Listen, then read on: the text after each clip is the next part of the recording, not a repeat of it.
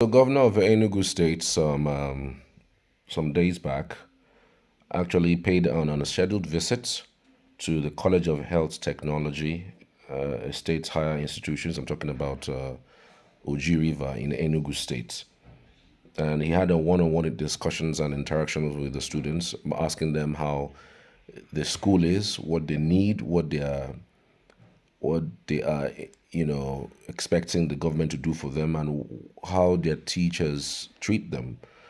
And he got a one-on-one response from the students. And because again, this particular institution is right under his purview, the state authorities, the state education ministry.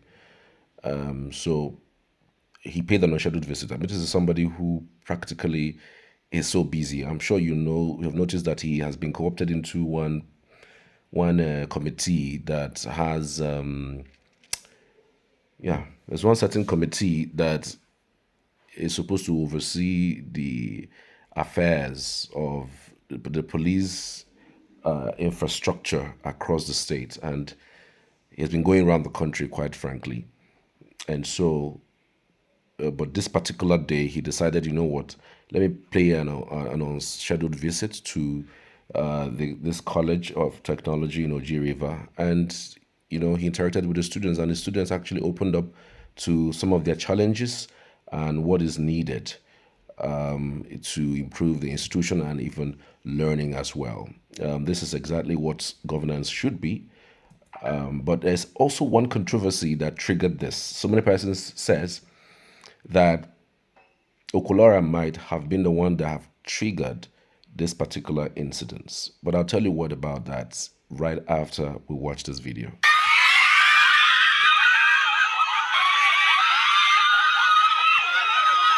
To thank you about the lights and water you gave us. Thank you very much. We're going to upgrade the facility here. Thank you, sir. So you teach the students. How many students do you have here? So what's your experience here? I love the school. This very well. The school is good. The school is good. Yeah, but the teaching, everything is very exciting. So we have to have a way. Yes. And what else? Our objective is to achieve an open defecation free in the state.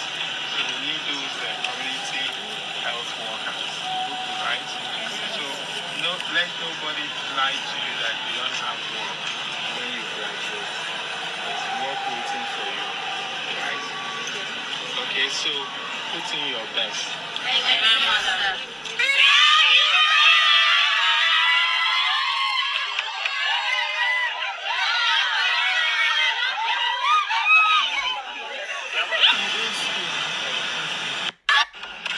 Okay, so there you go. The students are excited that the governor visited, paid them an unscheduled visit, and it's commendable because that's the only way you will really feel the thoughts and feel the mindset of the people who you are governing. We understand also that that particular college of technology was one of the institutions that was affected. There was a time that an attack happened in that axis, even though it's not directly affecting that particular institution. It was an attack that happened in that location, and it was nipped in the bud. But students actually had to run away. They had to leave the place completely. They deserted the institution, and they even said that the students should leave the school because of that particular incident. I still remember that story because I did a report on that matter, and even dovetailed into somebody being arrested for false story. The person went on and started saying there was some sort of attack, even though the attack was true. The police arrested the guy for spreading false information, and he was bleeding at the time. I remember that report very, very vividly. It's still on my platform. Maybe if I search for it, I'm going to find it. But this is a well thought out plan. I thought that this can be done in other institutions, maybe hospitals, can be also done in other higher institutions, so that we can actually have the governor get one-on-one oversight of what is really happening, so that he'll be able to achieve a maximum output for the people whom that he serves. One of the things I actually wanted to say was because was what Okulora said. Okulora, of course, is a friend of the government, and he's the kind of guy that I like for one reason. One of the reasons that I like him is that he portrays himself as the bridge between the government and the governed. And he says what he hears on the streets, and he doesn't really care. And I know he does that. He even did that during Buruburu's period. He's a philanthropist. He uses his platform to gain resources from people in order to help other people, especially when they're in need for medical checks, medical help. And you can't really count the amount of persons whom he has helped using his platform. They are unbelievable.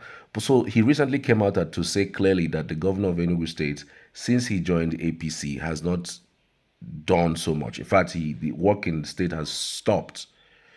What he's known for as someone who is innovative, creative, active in terms of road construction, reconstruction, rehabilitation, has gone moribund. He has been quiet, lately since he joined APC, and that is one of the reasons why most people were scared that he joining the APC might make him stall.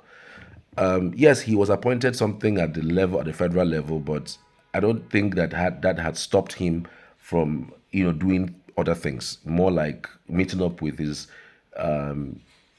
with his personal goal or with his commitment to the people of Enugu State.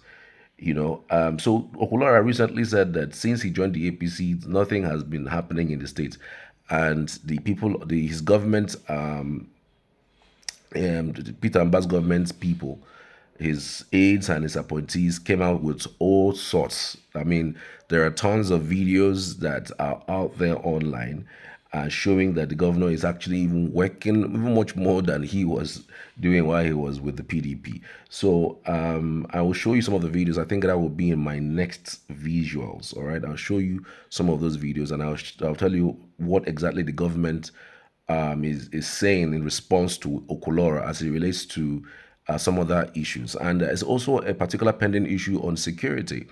Okulora has also complained that if you claim that security has improved so far in Enugu State, so why don't we stop stop the ban on keke movement by 9 p.m.?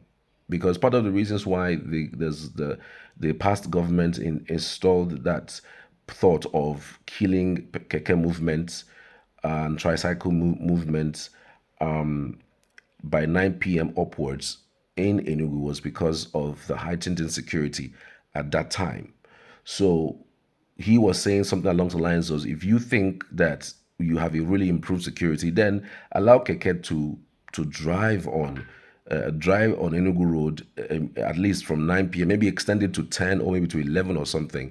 We understand how bad security can be, but again, so at that time, it was identified that some persons use keke to perpetuate evil at night. Okay, but since that had happened, since the ban, there was this reduced number of insecurity situation in the metropolis, okay, and even in the suburbs too. So many persons are saying, okay, you say you've improved security, return us back to where we were, 24 hours operation, just like a vehicle would operate 24 hours, or a private vehicle can operate 24 hours. Let keke operate that same way. So I'm going to bring up a video regarding that, and also government response about that after this video. So stick around. Thank you for watching. I'll see you in the next one.